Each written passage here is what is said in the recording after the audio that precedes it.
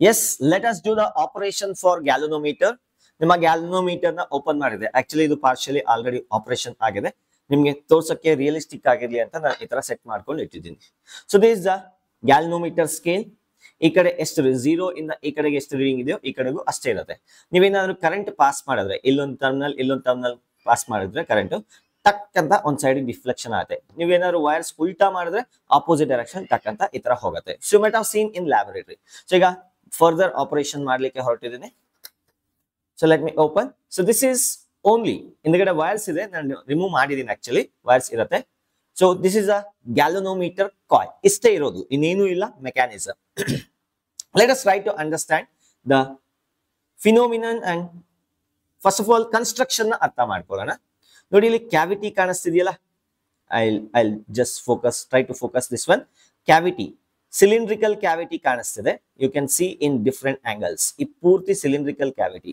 ಆ ಸಿಲಿಂಡ್ರಿಕಲ್ ಕ್ಯಾವಿಟಿನಲ್ಲಿ radial magnetic field ಬರೋ ತರ ನಾವು ಅರೇಂಜ್ಮೆಂಟ್ ಮಾಡ್ಕೊಳ್ಳಕ್ಕೆ ಈ ಕಾಯಿಲ್ ನ ಈ ಕಡೆ ಇರ್ತಕ್ಕಂಥ ಮೆಟಲ್ ಕೇಸಸ್ ನ ಯೂಸ್ ಮಾಡಿದ್ವಿ. ಅಂದ್ರೆ ನೀವು ಯಾವುದೇ ಪಾಯಿಂಟ್ ಅಲ್ಲಿ ಹೋಗಿ ಮ್ಯಾಗ್ನೆಟಿಕ್ ಫೀಲ್ಡ್ ರೇಡಿಯಲ್ ಆಗಿರತ್ತೆ.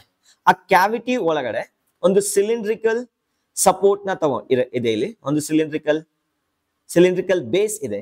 You can see here cylindrical base. ಅದರ ಮೇಲೆ ಕಾಪರ್ ವೈಂಡಿಂಗ್ ಮಾಡಿದ್ದಾರೆ. Can you see the square windings?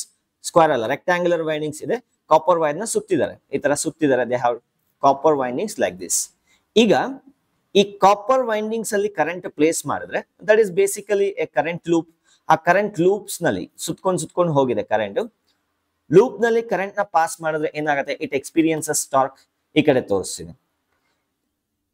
ಈಗ ಈ ಟರ್ಮಿನಲ್ಸ್ ಅಲ್ಲಿ ಕರೆಂಟ್ ನ ಪಾಸ್ ಮಾಡಿದ್ರೆ the coil experiences the torque. ಅವಾಗ ಏನಾಗುತ್ತೆ?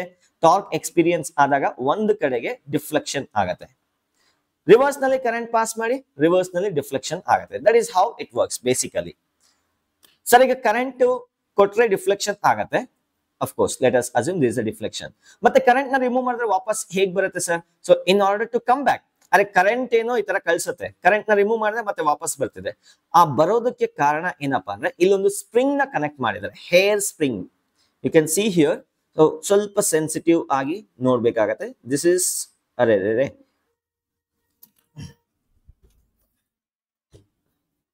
Here focus. I think you can see here.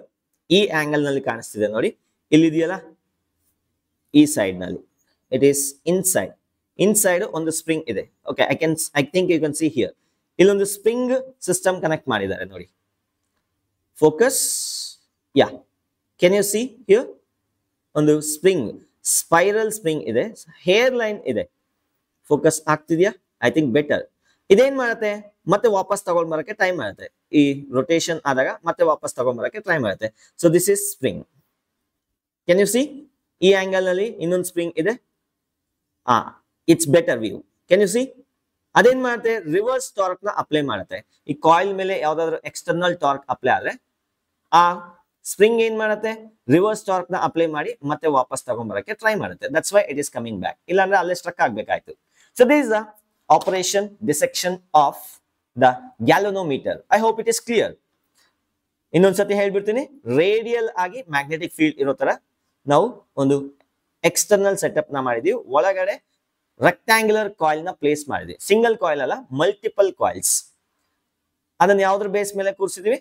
Again the cylindrical base. You can see here. So there is a dissection of the galvanometer. Let's go back to discussion.